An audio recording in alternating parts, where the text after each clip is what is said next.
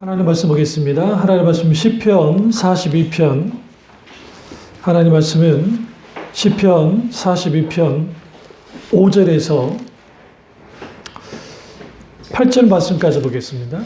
시편 42편 5절에서 8절 말씀까지입니다. 내 영혼아, 내가 어찌하여 낙심하며 어찌하여 내 속에서 불안해하는가?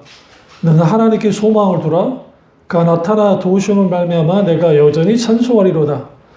내 하나님이여, 내 혼이 내 속에서 낙심이 되므로 내가 요단 땅과 헤르몬과 미살산에서 주를 기억하나이다. 주의 풋보슬의 깊은 바다가 서로 부르며 주의 모든 파도와 물결이 나를 휩쓸었나이다.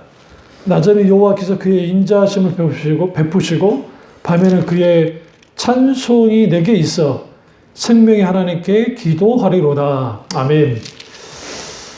말씀 제목은 영적 회복의 길이라는 말씀을 나누도록 하겠습니다.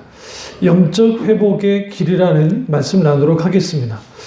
그 오전에는 이제 영적 회복의 열쇠를 같은 시편 42편 1절과 4절을 통해서 나눴고요.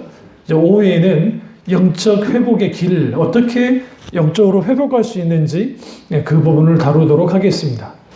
오늘 본문에서 이 낙심 혹은 낙망하여라는 이 표현을 볼 필요가 있습니다. 여기 낙심이란 말은 히브리어로 마사스라는 단어인데 녹아내리게 하다, 사라지다, 황폐케 하다라는 뜻입니다. 무슨 말이냐? 우리가 낙심하면 녹아내려집니다. 마음이 녹아내려지고 우리의 어떤 모든 부분이 녹아내려진 것 같은 상황이 됩니다. 그러니까 우리가 영적으로 침체한 사람들의 전형적인 특징이 뭐냐면 쉽게 낙심합니다.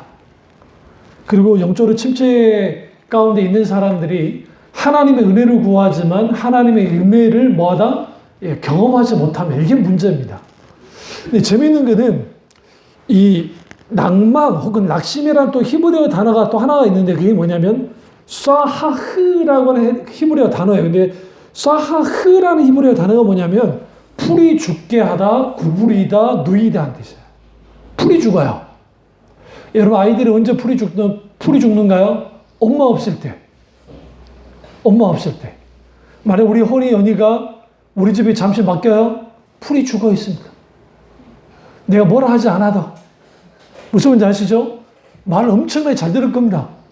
왜? 괜히 눈치가 보이거든. 근데 엄마 아빠가 딱 오면 풀이 살죠. 기가 살죠. 그것처럼 우리가 영적인 침체에 빠지면 혹은 영적으로 우리가 회복되지 못하면 기가 죽은 것처럼 삽니다. 그러니까 신앙생활도 기죽은 신앙생활을 해요. 그러니까 열정이 없어요. 그리고 열망도 없어요. 기쁨도 별로 없어요. 솔직히 우리가 신앙생활 하다 보면 늘 우리가 사이클대로 신앙생활에 많이 되고 여러 일들 또 여러 사건들 우리가 원치 않은 어떤 그런 것들이 막 올 때 있잖아요. 그리고 그 속에서 우리는 뭐합니까? 때로는 절망하기도 하고 때로는 거기에서 정말 마음이 무너진 일들이 있고 또 여러 상황이 우리를 녹록지 않게 만들 때가 있단 말입니다. 그런데 영적으로 회복된 사람들은 그런 일들을 만나게 될 때에 하나님과의 관계가 있기 때문에 좀 인간적으로 흔들릴지 모르지만 잠시 흔들리더라도 여유감이 있어요. 그런데 영적 침체에 빠진 사람들은 이미 낭망하는 마음의 상태에 있기 때문에 마음이 넘어져 있기 때문에 마음이 녹아져 있기 때문에 혹은 기가 죽어 있기 때문에 뭐예요? 거기에서 조그마한 문제가 있어도 그게 너무 크게 다가와요. 강하게 다가와요. 지나가면 별거 아닌데 내게 너무 큰 짐처럼 느껴질 때가 있다는 겁니다. 그래서 헬라어로 낙심이라는 단어가 카코스라는 헬라어 단어인데 무가치한 해로운 것이라는 뜻이 있습니다. 그 낙심은 결국은 무가치하고 해로운 것이 낙심이지만 그것이 우리에게 강하게 영향을 끼칠 때가 있는데 그게 뭐냐면 우리를 낭만하는 상태 가운데 몰아내는 게 뭐냐는 거야. 그게 뭐냐면 영적으로 회복되지 못하고 지속적으로 영적으로 침체되어지는 계속 눌러있는 상태 그렇게 되어지면 우리는 낙심하게 되고 그것에 대한 해결 방법은 하나님을 바라는 거야. 여기 시편 기자가 그러잖아요. 어찌하여 내 속에 불안하느냐? 하나님께 소망을 둬라. 하나님만을 바라보라 라고 말합니다. 여기서 소망이라는 표현이 바라본다는 의미도 있거든요. 그래서 하나님 그분을 바라볼 때 낙심으로부터 벗어납니다. 결국은 낭만과 불안에서 벗어나서 영적인 회복길로 가려면 살아서 역사하신 하나님을 바라보고 의지하고 그분을 찾고 부르짖으며 나아갈 때 거기에서 뭐가 있어요? 회복이 있습니다. 회복이. 근데 문제는 뭐냐면 이런 낭만과 불안의 이유가 뭐냐는 거야. 잠시 이걸 다루고 그 다음에 구체적으로 이제 어떻게 우리가 영적인 회복의 길을 갈 수 있는지를 다루도록 하겠습니다. 낙심과 불안이 왜 생길까요? 첫째는 하나님과의 교제가 단절될 때 생깁니다. 이거는 시편 40편 4절에서 이제 주의 첩으로 인도하였더니 이제 이 일을 기억하고 내가 마음이 상하는도다. 이 말은 무슨 말이냐면 늘 그 안식일마다 주님께 나아가서 뭐 했어요? 제사 드리고 예배 드리고 기도에 있었는데 그게 단절된 거야. 그러니까 단절되니까 하나님께 나와서 예배 드리고 하나님을 찾고 하는 일들이 단절이 되니까 낙심과 낭망함이 있게 되는 겁니다. 우리 권사님 지금 현재 교회를 오고 싶은데도 못 오시잖아요. 광주 우리 어머니도 마찬가지죠. 병원에 입원하 계시니까. 그렇게 되어지면 힘듭니다. 오늘 요즘에 뭐 팬데믹으로 뭐 어떤 분들은 뭐 이제 이후에 교회는 굳이 모이는 예배보다는 뭐 모이지 않는 예배를 드려도 된다. 그 말도 안 되는 주장을 하는 자유주의자들이 있는데요. 오히려 김영환 교수님이나 이제 이런 분들이 사설을 썼는데 거기 글들을 보면 반드시 돌아가야 된다. 예배는 반드시 회복되어야 되고 현장에서 드리는 예배 속에 하나님의 은혜가 있기 때문에 실제로 함께 하심이 있고 그 예배는 반드시 회복돼야 된다라고 이제 분명히 강조하시거든요. 근데 이제 우리가 분명히 할 것은 하나님과의 교제 단절이 불안과 낙심을 가져다 주고 당연히 거기에 영적 침체가 따라옵니다. 그래서 우리는 어떤 상황에도 하나님과 나 사이에 대화 단절이 있으면 안 돼요. 대화 단절. 그러니까 이 대화 단절은 많은 경우에 아버지하고 자식들이 대화가 좀 잘 안 돼요. 어릴 때는 막 대화가 해요. 근데 이제 사춘기 넘어가다 보면 애들이 아버지한테 말 잘 안 걸어요. 그냥 안녕히 주무세요. 이러면서 그거지. 그게 접촉점이 필요한데 이게 쉽지 않죠. 근데 이제 우리가 하나님과의 관계 속에서도 대화가 단절되어지면 우리는 급박하게 그 대화 단절 속에서 우리는 고립감을 느끼고 그 고립되어지면 우리는 필연적으로 영적 침체가 있게 되고 그 신앙의 뒤로 물러나는 일들이 벌어져요. 계속적으로. 그러니까 오전에 말했듯이 마음으로부터 하나님을 떠나고 몸도 하나님께로 떠나기 시작하고 이전에 내가 그렇게 소중히 여겼던 것들, 가치 있게 느꼈던 하나님의 것들을 더 이상 가치 있게 여기지 않는 그래서 내가 원하는 대로 내가 느끼는 대로 내가 바라는 대로 막 살아가긴 하는데 마지막 딱 들여다보니까 내 인생이 별거 아닌 것 같거든요. 그 오늘날에 여러분 잘 들어보세요. 그 인문학이나 이 세상의 물질 문명이 대단하긴 한데 마지막엔 대부분이 다 어디예요? 초라하게 끝나요. 그게 재벌 회장이든 누구든 상관없이 그분들이야 어차피 선산이든 자기들이 만드는 데서 거기에 묻히시긴 하겠지만 그러나 어차피 그거는 죽어서 관에 있는 거에 불과해요. 똑같잖아요. 다를 게 하나도 없어요.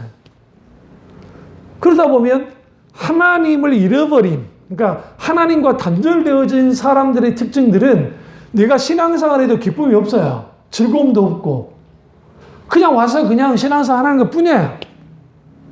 그러니까 그런 속에는 하나님 그분이 주시는 놀라운 생명을 누리지 못하니까 하나님의 사랑, 주님의 아름다움을 그분의 정말 그 인자하심을 누리지 못하니까 그저 그런 하나님을 믿고 살아가고 내가 죽은 다음에 천국 가면 좋고 없어도 그만이고 그 정도로 하나님을 믿으며 살아갈 수 있다는 겁니다. 이게 문제인 거죠. 두 번째로 불안과 낙심을 가져다 주는 영적 침체에는 어떻게 오느냐? 하나님께 버림받았다고 생각할 때 와요. 그러니까 마치 내 하나님이 어디 있느냐고 사람들이 물었던 건 뭡니까? 도대체 네 주위에는 하나님이 없는 것 같아? 조롱하는 거죠. 그러니까 하나님이 있다 없다를 말하는 것이 아니라 너에게 하나님이 없다는 거예요. 너는 하나님께 버림받았어 라는 표현이에요. 다시 말하면 네가 이 고통 가운데 있는데 왜 하나님이 너를 방치해 두느냐는 거죠. 그럴 수 있잖아요. 그러니까 많은 경우에 작은 교회 목사님의 아이들이 왜 상처를 받냐면 그 아버지나 아버지가 목회자로서 목회 사역을 잘 감당하긴 하는데 이상하게 큰 교회에 비해서 성장이 안 되잖아요. 그러니까 아이들이 무슨 생각을 하냐면 하나님이 진짜 살아계시다 한다면 그렇게까지 정말 모든 것을 바쳐서 사역을 하는데 어떤 물질적인 거든 어떤 거든 성장이 안 되거든요. 그게 자기들 안 채워지거든요. 그러니까 거기에 있는 상처들. 그래서 목회자 자식들이 돈에 연연을 많이 해요. 생각보다. 이게 제 말은 아니고 그 가수인 까먹었네. 그분도 아버지가 목사님이셨는데 그 사람도 그 말을 고백을 해요. 그러니까 작은 교회 목회자 자녀들이 돈에 좀 연연하는 이유가 한 번도 넉넉하게 살아본 적이 없는 거야. 실제로. 예를 들어 어디 가서 외식을 한번 하더라도 돈 생각해야 되고, 그리고 예를 들어 뭐 과외든지 뭘 한다 할지라도 할 수 없는. 반대로 아주 큰 교회 목사 자식들은 이제 뭐 대기업 상무이사 저리 갈 만큼의 어떤 사례금을 받기 때문에 사는 게 완전히 다르죠. 그게. 그러다 보니까 이제 그런 말들 하는 거예요. 정말 하나님이 계시다면 왜 이렇게 돼야 되느냐라고 하는 자조 섞인 말들을 이제 목회자 자녀들이 해요. 많은 경우에. 그러니까 거기서 이제 하나님이 만지면 괜찮은데 그게 안 되어지면 늘 그 돈에 대한 어떤 강박관념을 갖고 살아가는 그런 게 있고, 그게 비단 목사의 자식만이 아니라 이제 여러 가지 있기는 있겠지만 그렇다는 거죠. 마찬가지로 우리가 하나님은 왜 나를 이렇게 내버려 두실까? 이게 최고로 고통스러운 거야. 그러니까 오늘날 내가 영적으로 침체 가운데 있는데 내가 이 상황에서 벗어나고 싶어요. 나는 영적으로 회복하고 싶어요. 그런데 내가 여전히 난망하는 자리에 있거든요. 왜? 하나님이 나를 내버려 둔 것 같아. 오늘날의 팬데믹 시대에 20대들이 다 절망했잖아요. 거의 대부분. 뭐 서울대 아니라 의대대를 나와도 안 되는. 그러니까 이런 상황 가운데서 이런 말은 좀 그러는데 저는 어차피 제 20대도 여전히 거지였으니까. 여전히 IMF였으니까. 근데 오늘날 애들은 내가 IMF 했던 게 똑같은 IMF를 갖고 있는 거야. 젊은 친구들이. 그것도 뭐 그들이 잘못해서도 아니고 여러 가지 국가적인 어떤 무능력과 여러 가지 이유 때문에. 그러니까 가난한 그 신학생의 삶을 저는 어릴 때 전부터 살았으니까 뭐 그렇다 치더라도, 그러니까 그렇게 되어지는, 그러나 내일의 어떤 그런 것들이 보이면 괜찮은데 그렇지 못하는, 그러니까 우리가 하나님 그분이 나를 방치해 둔 것 같은 그런 상황에 빠지고 그것이 계속되다 보면 이게 만성화되죠. 이제 더 이상 하나님이 역사하지 않을 거라고 생각하는.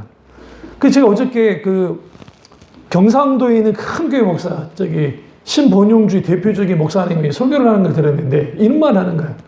하나님이 우리 그리스도인들에게는 42억이라고 하는 돈을 벌 수 있는 DNA와 능력을 주셨다는 거예요. 그래서 우리는 신앙생활을 잘하면 먹고 살 걱정할 거 없이 우리 안에 있는 DNA를 끌어올려서 우리가 믿음으로 잘 나아가면 우리는 그냥 먹고 사는데 걱정 없이 살 수 있다. 그러니까 우리는 주님을 잘 믿고 우리가 잘 따르고 우리 안에 있는 창조의 능력을 가지고 우리는 신나게 믿음으로 살아가야 된다. 동의하십니까? 42억. 42억 들어보셨어요? 여러분 여기다가 5만 원짜리로 42억만 여기 놔둬도 어마어마해요. 뭐 적을 것 같으세요? 5만 원짜리 해도. 007 가방 한 40개는 일단 놔둬야 될 거예요. 적게 한 35개 정도. 그래야 42억 정도 될 거라고요. 여러분, 왜 그렇게 할까요? 그분은 번영주의 목회를 하시니까 또 교회도 제법 크고, 굉장히 크고, 그러니까 이제 그렇게 할 수 있다는 거죠. 그러니까 저기 그 분당인 어떤 목사님 한 분이 젊은 청년들에게 너네 왜 결혼 못하냐? 어? 그래서 여자 청년들한테 야, 남자 청년들은 찌질해가지고 좀 잘난 청년들이 돼야 되는다면서 막 뭐라 했다가 말을 실수를 했다가 아주 욕을 먹는. 왜 그런 줄 아세요? 목사도 다 같은 목사가 아니에요. 부류가 있어요, 부류가. 저는 안성호 목사 같은 밑바닥에 있는 사람이고, 경제적으로 말하는 거예요. 뭐 영적 수준으로 말하는 게 아니라. 상위는 우리가 상상하기 힘들 정도로 살아요. 정말로. 드러나지 않았을 뿐이지. 사모님한테 기사가 왜 필요합니까? 필요하세요? 사모님에게 전도사는 기사가 와갖고 데려다 다니고, 자기 마음대로 막 하고 다니고, 사모님이 목회자예요? 아니잖아요. 응? 그리고 목사님이 출퇴근하실 때 왜 목사님을 집에까지 모셔다 드리고, 그리고 또 모셔오고 그럽니까? 대부분 큰 교회 목사님들은 아주 좋은 아파트에 사세요. 좋은 차를 갖고 있고. 그래서 공식적으로 활동할 때는 뭐, 그건 당연한 거니까 그렇지만, 굳이 그럴 필요 없잖아요. 그런데 와서 문도 다 열어주고, 줄을 딱 서가지고, 목사님 오시면 그 재벌 총수가 집에 한타치 하고 있고. 이미 그거로부터 끝난 거예요. 하나님이 원하시는 모습이 아니에요. 근데 왜 그게 그런 줄 아세요? 그게 목사님 탓만 할 게 아닌 게, 그렇게 해야 된다고 생각하는 양들이 또 그런 것도 있어요. 그러니까 연예인들이 그 말 하잖아요. 연예인들이 인기를 얻었을 때 왜 기고만장해지냐면 자기를 너무너무 좋아하는 사람들이 자기를 막 떠받들어 준다는 거야. 이게 양날의 검이 되긴 하지만. 그러니까 자기도 모르게 돼버린 거죠. 목에 기부스. 언제 깨닫느냐? 인기가 툭 떨어졌을 때. 그때 비로소 하는 거야. 아니었구나. 겸손하게 살아야 되는데. 그러니까 우리가 여러분 하나님이 어디 있는 것 같은 상황. 그러니까 참배중학교를 딱 보니까 하나님께서 사람들을 좀 많이 붙여주면 좋겠는데 안 되는 거죠. 요즘에는요 이사도 안 다녀요. 보셨어요? 거의 이사를 왔다 갔다는 못해요. 서울에 워낙 집값이 비싸져가지고. 그래서 우리 딸내미 친구들이 지금 서울에서 못 버티고 지금 부천이나 어디 송내인가 어딘가 거기로 이사를 내려가요. 그러니까 다른 경기도보다는 인천권이 그래도 거의 뭐 서울이라 봐야 되니까 교통이고 뭐고 다 좋잖아요. 그러니까 그렇게 가는. 과거 우리가 교회 여기 있을 때 그래도 여기 뭐 방문하는 사람이라도 있었잖아요. 요즘 팬데믹 때는 오지도 않지만 꼭 있는데 아예 없잖아요. 그 전도도 얼마나 웃긴 줄 아세요? 웃기다는 표현보다는 좀 여유 있는 교회와 여유 없는 교회. 근데 여유가 다 떠나가지고 저 건너편에 은혜교회는 F94를 줘요. 전도. 근데 거의 다 받아요. 왜냐면 F94잖아요. 근데 여기 동강교회는 일회용 마스크를 줘요. 그 교회가 훨씬 큰데도. 그러니까 저기 F94는 사람들이 받고 일회용은 우리가 요즘 넘쳐나잖아요, 솔직히. 그렇게 잘 안 받아. 우리 교회는 명함도 못 읽느라. 우리 교회는. 요즘에는 그게 전도하면 욕먹을 짓이라. 팬데믹 때문에. 이게 무거운, 전도해 주는 게. 그러니까 우리가 여기서 우리 뭐 해야 되나 도대체. 하나님이 나를 버린 거 아니에요. 지금 제가 책을 쓰고 있거든요. 책을 쓰는데, 지난주 설교에 하나님을 가둔다라고 하는 설교를 했잖아요. 그런데 하나님이 너무너무 비추셔서 지금 이제 스마트폰으로 지금 내 스마트폰 메모에다가 지금 계속 글을 쓰고 있어요. 김단수 목사님이 그 병원에 입원하고 계실 때 그 시리즈폰인가? 그걸로 막 하셨거든요. 나랑 비슷하게 꼰다서. 그래서 이제 내 고물 노트북이 하도 워낙 고물 노트북이라 그걸 일단 놔두고 이제 돌아다니면서 그걸 뭐 차 안에서 있든지 뭐 하든 할 때마다 내가 틈틈이 이제 글을 써요. 혼자 집에 있을 때 그걸로 글 쓰기도 하고. 근데 이제 그리고 글을 또 교회에서 기도하고 여기서 저기서 앉아가지고 가만히 있으면 쫙 좋거든요. 찾아나 그러면 거기서 막 글을 쓰다 보면 귀한데. 그런데 쭉 쓰면서 뭐 하나님의 가출부터 시작해서 그리고 별거와 별세 하면서 이제 여러 가지 뭐 챕터를 주면서 막 지금 글을 쓰고 있습니다.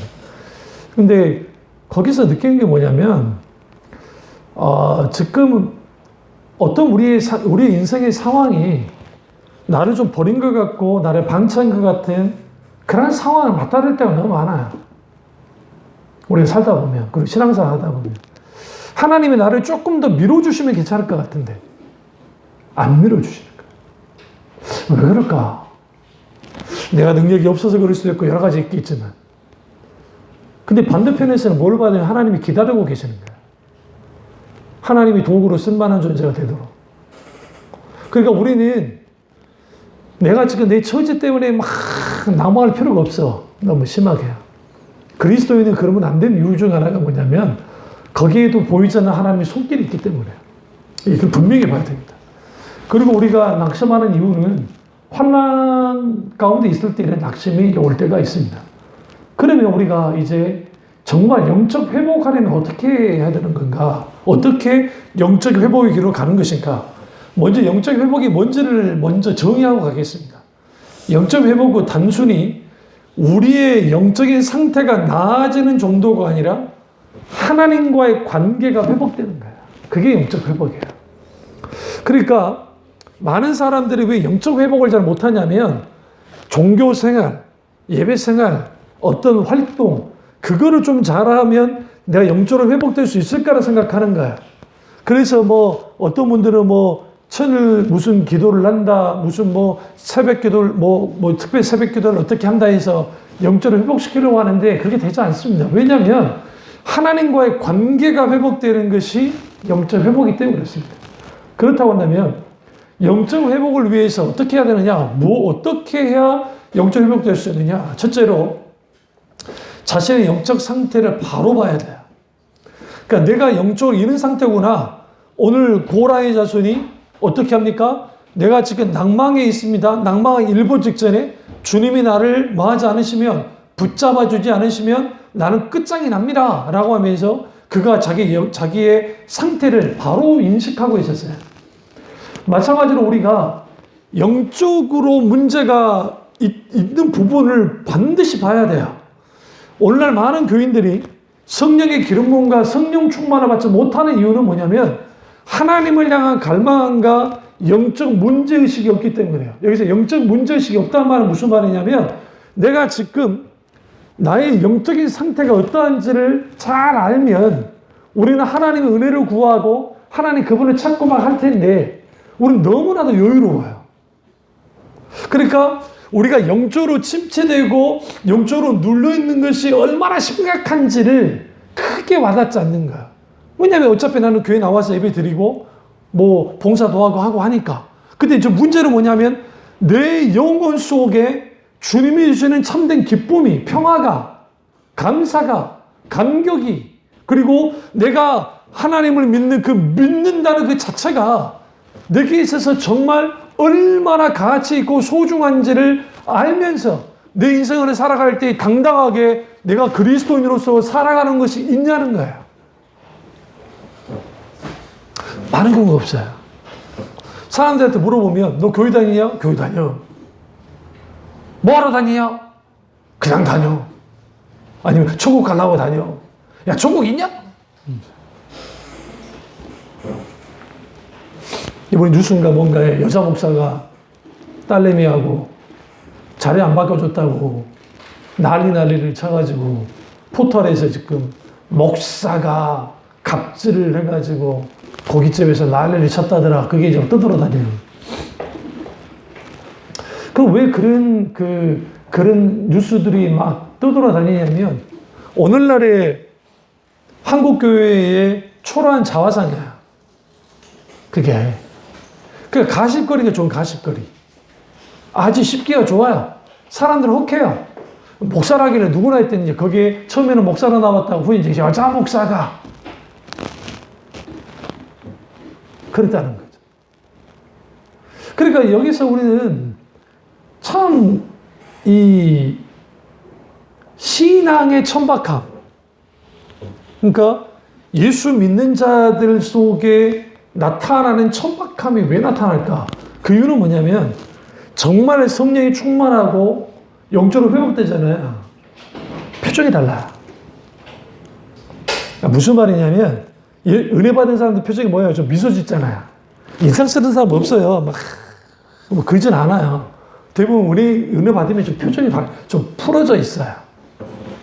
그리고 여유가 좀 있잖아요. 마음의 여유가.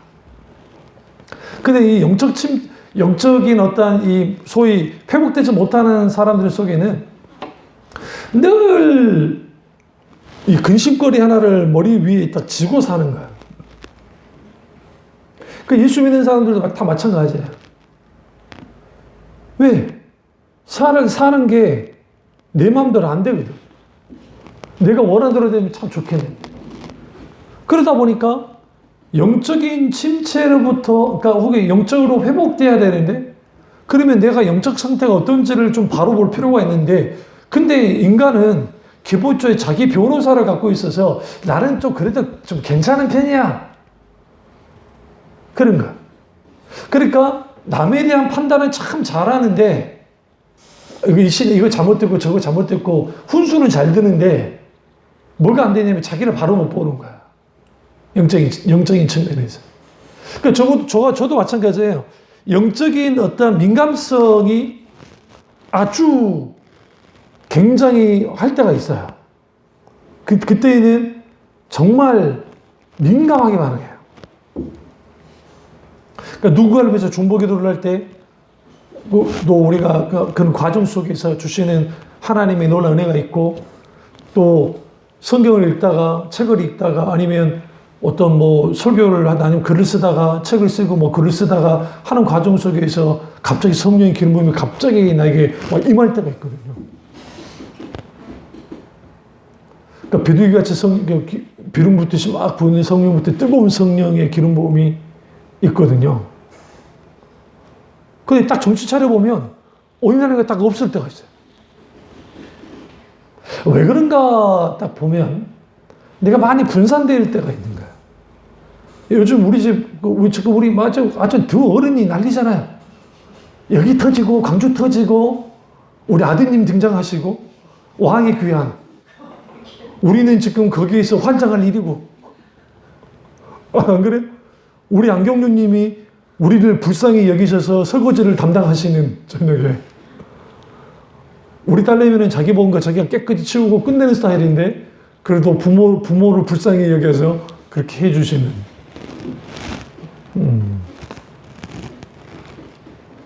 그러다 보면 분산되잖아. 다 좋은 일인데 또 어른들 뭐 그러신 건 그런 거고. 그러다 보면 조용히 새벽에 탁 일어나서 주님 이름만 불러도 내 가슴이 꽉 채워질 때가 있어요. 그러니까 한 영혼을 놓고 중보기도, 물론 새벽을 집사도 마찬가지고 집사님도 마찬가지고 다른 우리 지체들 놓고 이제 중보기도를 할 때 하나님의 마음이 탁 채워질 때 그 속에 두 가지 나타나는 하나님의 기대감이 생겨요. 하나님이 그 영혼을 만지시고 하신다는 것. 또 다른 하나는 하나님의 참모습, 다시 말하면 하나님의 아름다움에 대한 감각들이 살아나요. 요즘에 무슨 생각을 하고 있냐면, 내가 동화를 좀 써봐야 되겠다.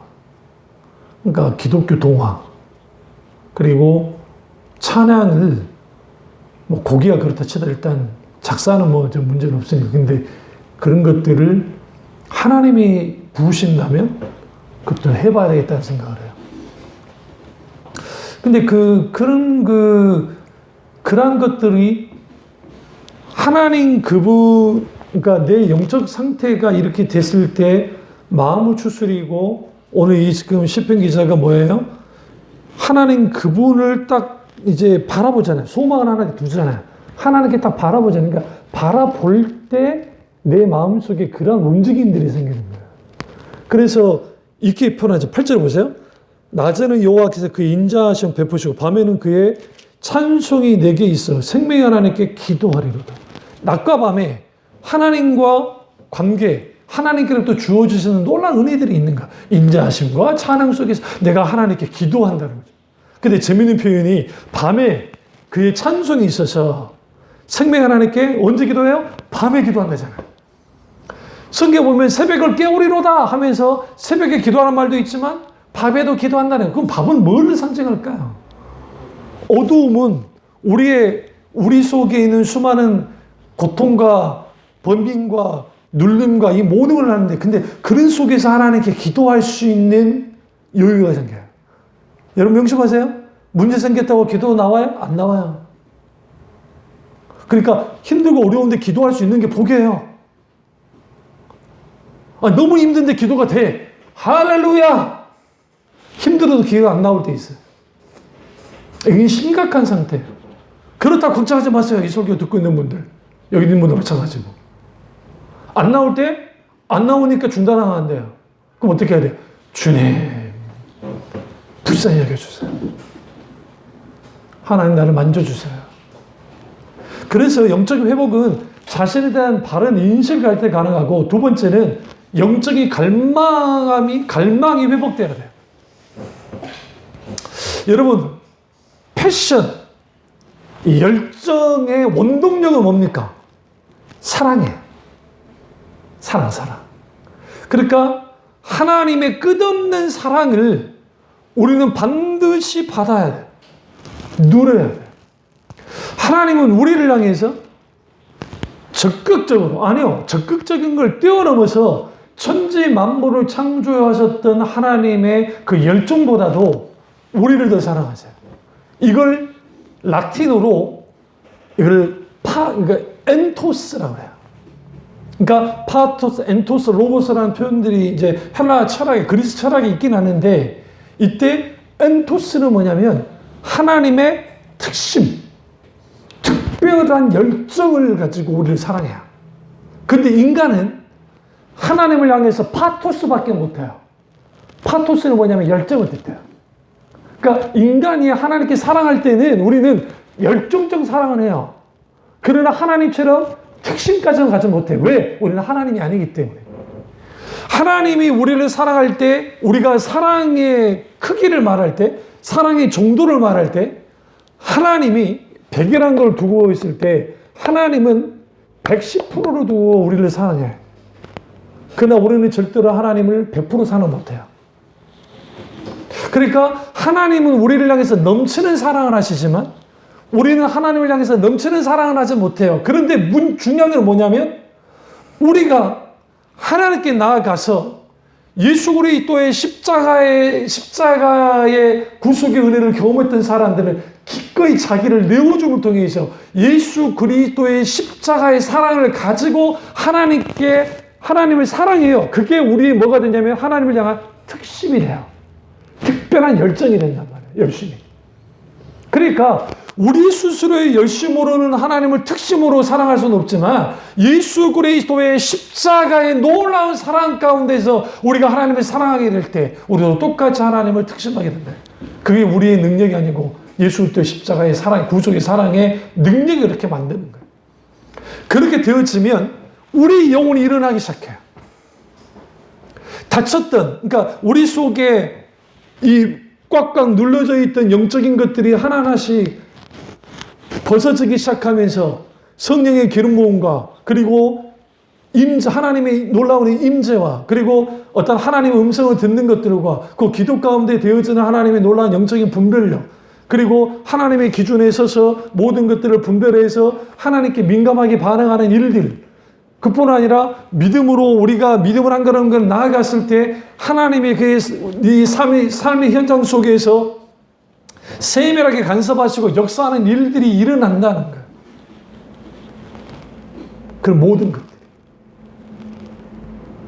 그리고 내 인생이 너무 정말 버거운데 너무 힘들고 지치는데 그런데 주님이 기꺼이 찾아오셔서 만져주시고 안아주시고 함께 해주셔서 내 상황은 하나도 변화되지 않았는데 지쳐버리고 쓰러질 것 같은 나를 품에 안으셨던 그 하나님이 나를 먼저 바꿔놓기 시작하는 거야. 그리고 이 모든 상황을 감당할 만한 뭐를 주셔요? 믿음을 주셔요. 거기서 뭐가 일어나요? 열정이 일어나요. 열심히 일어나요. 주님을 향해서 열정을 갖습니다. 그래서 늘 말씀드리잖아요. 신학교 1학년 때 다 부흥강사예요. 우리 때 말하네요. 요즘 시대는 모르겠고 우리 때 부흥강사 뜨거워요. 내가 생각 나도 뜨거웠어요. 굉장히. 4학년이 딱 되면 평신도가 돼요. 무슨 말이냐? 4학년이 되면 평신도가 된다는 말은 뭐냐면 그 열정 가지고 그럼 중간에 남자들 군대 갔다 오잖아요. 군대 갔다 오니까 그러면 거기 뭐 학부를 말하는 거 신대원을 말하는 게 아니고 그리고 나 졸업해. 우리 때는 신대원을 나오지 않아도 학부만 나와도 목사 안수를 받을 수 있는 마지막 세대예요. 저희 후배들이 이후에 어차피 저는 뭐 신대원까지 했으니까 그렇지만 그 신대원을 나와야 이제 안수를 받을 수 있게 됐거든요. 근데 왜 그렇게 될까? 그러면서 또 그 말씀 하시더라고요. 이제 니네들이 목사 안수 받잖아? 우리 선배 목사님들이. 초창기 1년에서 5년 사이, 5년도 많은 거예요. 불의 사자예요. 목사가. 저처럼 이제 10년 거의 20년 가까이 이제 목회, 부교육자가 하면 20년 이상 됐잖아요. 그런 사람 이제 늙어지는 거야. 야가지고. 하나님에 대한 열정과 특심이 사라져버리는. 근데 그게 정상이 아닌데. 오히려 무르익어야 되는데. 파스칼이 빵세 책을 쓸 때 그 당시 사람들은 하나님을 떠나니까 아주 변론서를 썼는데 제가 그런 책에 영향을 받을 수밖에 없던 것은 저는 철저하게 키르케고르라든지 실존주의 영향을 많이 받은 사람이라 실존주의 철학에 영향을 받은 사람에게 당연히 팡세의 책이 내게 강하게 다가올 수밖에 없어요. 그분을 통해서 많은 도움이 됐기 때문에. 근데 뭘 발견했냐면 그 전까지는 그때는 C.S. 루이스가 그렇게 크게 등장하기 전에 그러니까 저희가 어렸을 때 내가 믿고 있는 기독신앙이 그렇게 자랑할 만한 것 같지 않았어요. 그러니까 왜 그러냐면 내 출신이 순복음이고 순복음을 무시하자는 게 아니라 뜨겁고 시장통에 있는 그 교회 속에서 사람들의 분포를 보면 예수를 믿는다고 하는데 정말 그 공동의회나 당회할 때 보면 이게 장난이 아니거든요. 욕설은 기본이고 심지어는 유탄전도 벌어지고 막 별일이 다 벌어지고 그리고 목사님 당회실에서 장로님들이 막 큰 소리 치고 막 꽝꽝하고 막 아주 막 그런 거 보니까 내가 분명히 성경에서 만나는 하나님과 왜 이 현실 속에 있는 이들이 왜일까? 그래서 어떤 책을 읽어도 저 있는데 팡세 책을 빵세라는 표현을 쓰는데 이제 그 프랑스어로 근데 팡세 책을 읽으면서 완전히 바뀌었어요. 예수 믿는다는 거. 그 예수 그리스도를 그분이 그러니까 내가 기독 신앙이 이렇게까지 대단한 점수를 가졌다는 거. 지금 팡세 책을 이제 읽을 때 왜 다 어려워하냐면 그게 어렵지는 않는데 책이 이게 파편집을 이 조각조각해서 이걸 묶어놔서 그래요. 근데 그게 아주 깊은 사유 속에서 나온 책이라 여러분이 책을 읽을 때 깊이 사유하면서 깊이 사유하는 책을 읽어본 적이 없어서 그래요. 거의. 그러니까 생각하면서 읽는 책을 별로 안 읽은 사람들은 저런 책은 절대로 한 장도 못 읽는 거예요. 그러니까 마틴 부보의 나와 나라는 책이 있는데 제가 여러분에게 지금 그 책을 딱 들여가지고 이 한 장을 넘길 수 있는지 없는지 1시간 안에 내가 딱 하면은 절대로 못 넘겨요. 여러분이 문장 어디서 걸리냐면 문장 5마디 안에 그냥 걸려요. 이게 무슨 말인지는 몰라요. 근데 저는 아주 쉽게 읽었어요. 그럴 수밖에 없는데 어렸을 때부터 읽었던 책들이 사유하는 책들을 많이 읽었기 때문에 이런 책들을 읽은 사람들은 그런 책을 읽으면 죄송해요. 환장하는 거예요. 이게 책을 읽다가 전율이 순전한 기독교도 마찬가지지만 전율을 치고 김나정 목사님 책을 읽다가 그런 것도 있었지만 전율을 치는 거예요. 그때 뭐가 나오는지 아세요? 파토스. 갈망함이. 갈망함. 하나님을 향하는 갈망함이 일어나고 세상을 보는 눈들과 살아보는 눈들이 달라지기 시작해요. 그리고 내가 그리스도인이라는 게 감사하고 어쨌든 우리 어머니가 기독교 신자였다는 게 감사야. 우리 어머니가 정말 다른 종교 열성 분자였다고 한다면 나는 어떻게 됐을까? 지금 내가 이러고 있을지도 몰라요. 하면서 딱 보면서 봐주고. 그래서 우리는 이 열정은 하나님의 사랑과 나의 사랑이 만나는 자리에서 갈망함이 생겨요. 그래서 우리는 늘 뭐 해야 돼요? 하나님의 사랑을 구해야 되고 우리는 하나님을 사랑해야 돼요. 여기서 불꽃이 일어나야 그 갈망함 속에서 영적으로 회복되어집니다. 이게 아주 중요합니다. 세 번째는 아까 제가 오전에 설교했지만 하나님을 원점으로 삼아야 돼요. 이 원점이라는 것은 시작이 되는 출발점을 뜻합니다. 근본이 되는 본래의 점, 근본적인 원점. 그러니까 우리가 영적으로 우리가 문제가 생겼으면 어디로 돌아가야 되냐면 말씀으로 돌아가야 돼요. 그러니까 성경 말씀으로 돌아가지 않는 이상 절대로 뭐 하지 못해요? 회복은 불가능해요. 우리가 그 몇 달 전에 제가 Back to the Bible이라는 제가 설교를 했잖아요. 그러죠. 성경으로 돌아가야 된다. 우리가 성경으로 돌아가야 돼요. 초대교회로 돌아가야 돼요. 그러니까 내가 영적으로 문제가 생겼을 때 영적으로 내가 지금 회복되지 않았으면 내가 이거 적당하게 고쳐서 내가 그대로 가야 하면 안 돼요. 신앙의 세계는 그게 안 통해요. 다시 원점으로 돌아가고 다시 출발해야 돼요.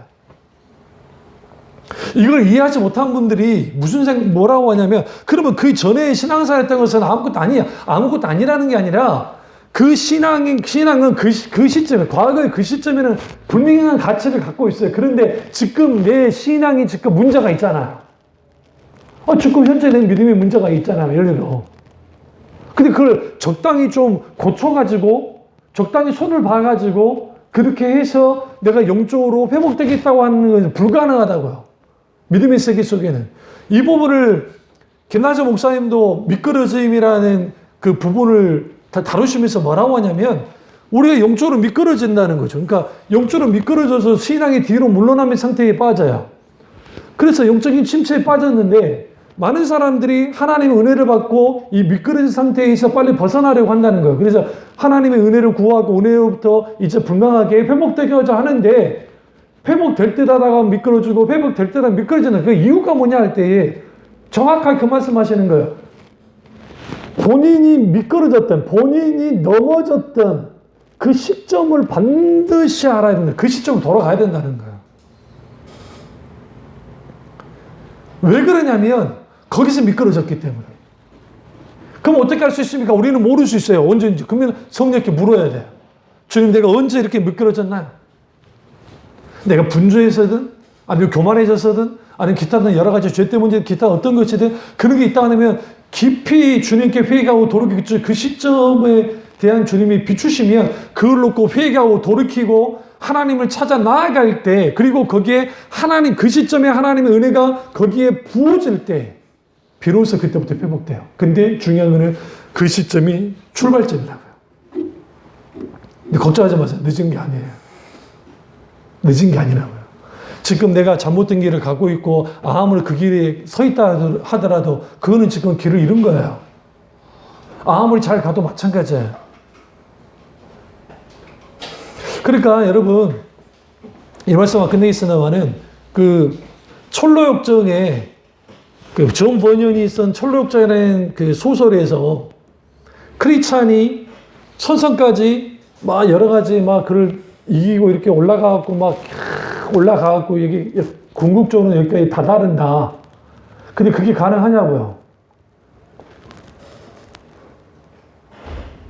그러니까 그는 가능한 것처럼 이제 정 번연이 썼는데, 근데 거기에 성령께서 우리에게 내주하시고 보혜사 성령께서 우리와 함께 하지 않으면 거의 지속적으로 하나님의 놀라우신 성령의 기름 부음과 그리고 성령의 조명하심이 없이는 불가능해요. 근데 존 번연이 목적한 바는 크리스찬이 순례자기를 가서 천국까지 가는 것 그 자체는 전부 틀린 건 아닌데, 잘못된 건 아닌데, 이걸 어떻게 현대인들이 해석을 해버렸냐, 오늘날의 기독교도 해석이 있냐면, 순례자의 길을 갔어. 그러면 자동적으로 그렇게 가는 거예요. 어떤 난관을 느끼다가 결국은 천국까지 가버리는데 갈 수 있다고 얘기하는 거야. 그게 아닌데, 아닐 수도 있는데. 왜?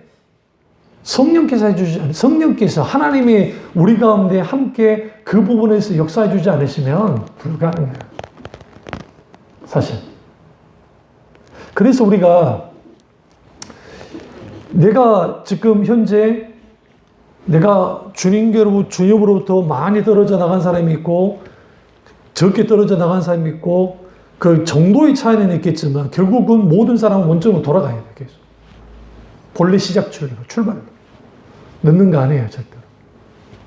거기에서 하나님이 한 걸음 한 걸음 같이 발맞춰 가요.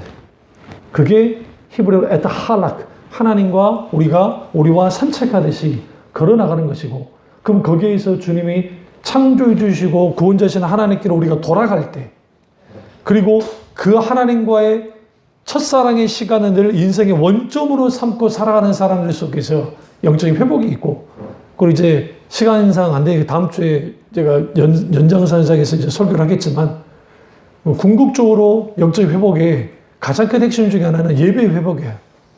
그러니까 예배 회복, 영적 회복은 예배 회복부터 시작되는데, 예배의 본질은 뭐냐?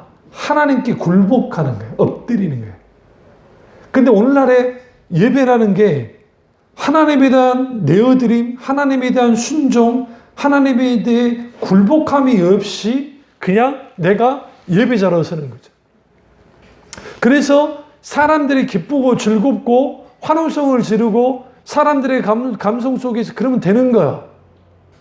그러면 안 되는데, 하나님이 원하는 예배는 우리 몸을 산재로 드리는 영적 예배는 그건데, 그러니까 지금 사도 바울이 구약의 제사를 빗대어서 예배의 회복을 뭐라고 말합니까?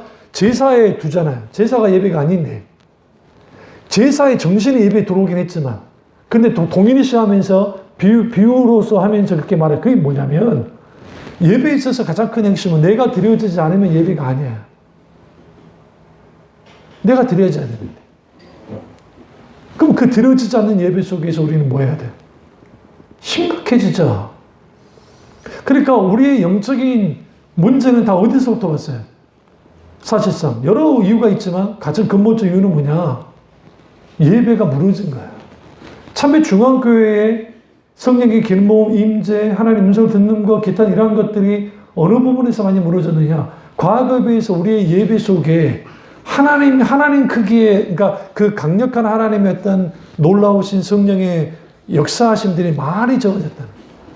그 원인 중에 하나는 안소 목사가 여러 번 아프면서 체력적으로 딸리면서 사역을 많이 하지 못한 것도 있고, 또 저도 영적으로 또 많이 둔감해진 부분도 있고, 여러분들도 과거에 비해서 하나님과의 친밀한 교제를 나누지 못하는 일들이 이게 유지되어지지 못하니까. 그리고 잘 생각해 보세요. 과거에 제가 여러분의 안수를 많이 못하잖아요. 잘 생각해 보시라고. 오늘 예배 때마다 제가 안수기도 하면서 많이 했었는데. 그러니까 그렇게 됐던 것은 결국은 성령의 기름 부음이 목사를 통해서 계속 좀 내려왔었다는 거예요. 그러니까 제가 늘 강조했던 게 하나님의 목사를 통해서 내려올 수도 있지만 개개인이 하나님과 긴밀한 교제 속에서 기름 부음이 있어야 그 기름 부음이 오래 지속되어지고 실제로 삶까지 역사가 되어지는데, 그러한 부분들이 많이 약해져 버렸다는 거예요. 왜 그럴까요? 영적으로 회복되지 못했어요. 왜 영적으로 회복되지 못했을까요? 우리 잃어버린 게 많아요. 걱정 마십시오. 우리 원점으로 돌아가면 됩니다. 다시 우리가 원점으로 돌아가서 영적으로 회복하는 교우들 다 되시기를 주님으로 축원합니다. 기도하겠습니다. 기도하실 때 오늘 이 선포된 이 말씀이 나의 말씀이자 우리 말씀 대해서 기도하겠습니다.